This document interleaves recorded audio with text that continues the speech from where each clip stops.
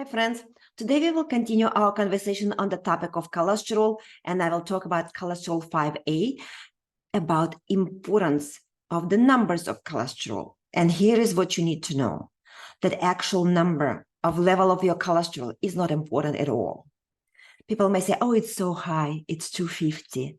When I was a young graduate from medical school, the normal cholesterol was 300, okay? I'm not going to concern about your cholesterol until it goes really high, 500, 600, 700. Why? Because what is important is inflammation. And inflammation is not only inflammation here in the atherosclerotic plaque, how much inflammation you have here, but also all over the body. Okay, and I will answer this question, why its inflammation is important. So let's go. Did you ever ask yourself a question? Why cholesterol or fat get deposited right here in the blood vessel? Why did it get deposited like here under the nail or in the biceps? And the answer is on the next slide. I took this answer from Mayo Clinic website. I swear, 5 years ago, before I retired, I never seen that. I was talking about that so many years and nobody believed me and nobody want to listen to me. The causes of atherosclerosis. Here they are on the Mayo Clinic website. The exact cause is unknown. It may start with the damage or injury to the inner layer of the artery. So the cause of atherosclerosis is damage to the artery. Naturally, the question becomes, what may damage the inner layer of the artery? And here on the right, you have the answer. High blood pressure, smoking, diabetes, insulin, obesity. So diabetes, we're talking here about diabetes type 2. Look at this sentence. Inflammation from unknown causes or from the diseases such as arthritis. So arthritis may cause the damage to the blood vessel. Lupus, psoriasis, inflammatory bowel disease. So all of these autoimmune conditions that may elevate level of CRP, marker of inflammation. So my question is, if those are the causes of atherosclerosis and that create damage, why do we give patients cholesterol-lowering medications? Well, I don't know. So let's treat the cause. Today, I want to talk about this last item, cholesterol and LDL, how LDL create a damage to the inner layer of a blood vessel. Before we go to the blackboard, I want really to make sure that you understand those basic terms, such as chylomicrons, very low density, LDL, HDL, cholesterol. I want to make sure that you understand that cholesterol is made inside every single cell in our body. And it's made on demand. Cholesterol is a combination of, combination of LDL and HDL, basically. And cholesterol is made in the body, and a lot of that get excreted through the liver in form of bile salts and then get absorbed again. So we actually absorb very little cholesterol from the digestive tract, right? Makes sense. People on keto diet, they will say, oh, look, I started keto diet and my cholesterol didn't go up at all. It actually went down. All right, because we absorb very little. However, they have that fatty stool, a lot of fat get excreted into the stool. So when they flush the toilet, all of that is on the toilet bowl, right there in form of streaks. So 75% of cholesterol is absorbed in form of bile and only 25% absorbed from the diet. And here's the previous slide. Many times I talk about that, how inside the cell cholesterol made and how it's used, bile to restore cell membranes, steroidal hormones made, and brain cells are made out of the cholesterol. So I'm going to talk how LDL is damaging the blood vessels, okay, and why. Let's go to the blackboard. As always, I already pre-draw my favorite picture of the digestive tract. This is the mouse with the teeth. Here is the food. Fat is part of the food. We put fat inside our mouth. It's dropped here. It's come here into the small intestine. Liver is here. Liver. And it will make biles out of cholesterol or out of the fat. Bile in form of bile salts will come here from the gallbladder into the small intestine, will emulsify the fat. Fat is broken down by the pancreatic enzymes, and eventually fat is get absorbed into the bloodstream. It comes here in form of chylomicrons. Here is your chylomicrons. They will go from the bloodstream, they go into the liver, and liver will make very low density lipoproteins that will get converted to low density lipoproteins, LDL. And by the way, cholesterol total is sum of LDL, basically LDL plus HDL, high density lipoproteins. And when you look under the microscope, LDL looks like a hard core of protein with a lot of fluff around. Fluff is the fat, okay? HDL is the opposite. It is a huge protein core and very little fluff around them. So they both made in the liver. So when liver starts to make a lot of LDL, or a lot of cholesterol.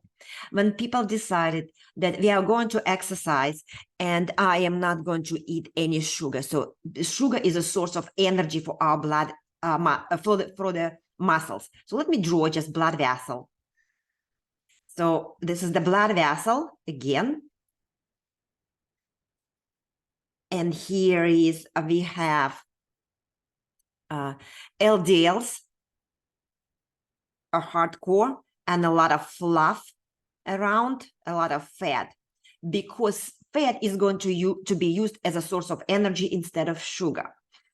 And by the way, LDL and very low density product could be made out of fat that it's not absorbed from the digestive tract. Suppose person decided, I'm not going to eat sugars and I want to lose weight, and this is the skin, and here is the person has a lot of underlying fat.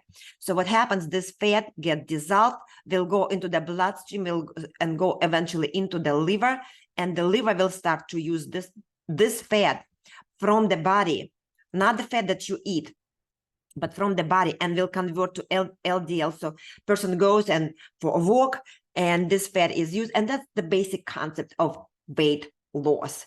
So you control the consumption of the sugar, and you start to use fat from the storage. So LDLs get released into the bloodstream, and you are exercising. You need energy, and energy comes from the fat. Very low density lipoproteins, they will go under the blood vessel and will release fat right here, and fat will be used by muscles. Then they will go back into the blood vessel, and they will look differently because they already gave some of the fat. So they will become a little bit less fat around them. So they are smaller. Then you keep exercising, you need more energy. So LDLs will go here again, will give out some of the fat that they have, and will come back. And as they come back, so they still have this protein core, but they become smaller. They have less fat around them. And then here we go again and again. And here is your LDL with very little fat around. So you can see the progression from big to smaller and too small. Now, this LDL sometimes gets stuck right here. Why? It's because the LDL is damaged. The fat become damaged here. Let's say here it is, the damage. Oxidation happened. As a result, this particular LDL goes in and cannot come out.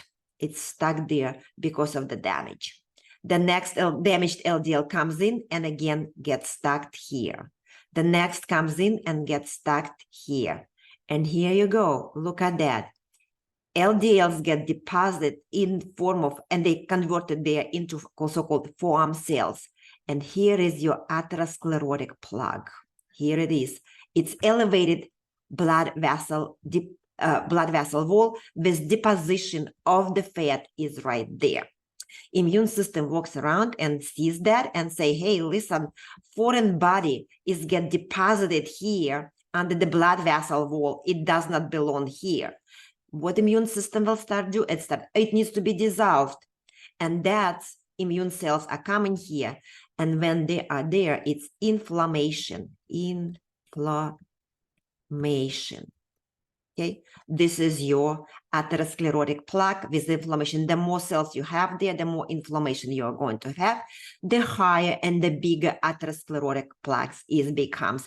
And that's everybody is concerned about so much, because that is what? It's coming heart attack or stroke. So let's go back to the blackboard. Excuse me, to the PowerPoints. Now you understand how LDLs get deposited right there in the blood wall, because they're oxidized, right? So they are there. Obvious question. Why they get oxidized? What actually makes them oxidize? What creates this damage? Many things. Number one, chemicals in our life. They come from many sources. From food, for example, herbicides, pesticides, chemicals from the food, preservatives, coloring agents, drugs. So all of those are chemicals that may create a damage to those LDLs. Radiation is number two. Radiation is all over us, around us. Broke the arm, X-ray. Dental X-ray, mammograms, flying from New York to California. The higher you go, the longer you go, the higher level of the radiation. So the answer is to prevent the damage LDL, so to prevent their deposit here and create an injury into the inner layer of the artery. So you need to combat the oxidation process. You need to combat it with antioxidants. What are the antioxidants?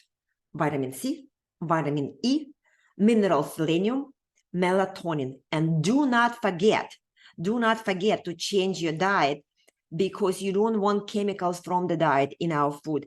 Coloring agents, preservative, and herbicides and pesticides. That's it, guys, for today.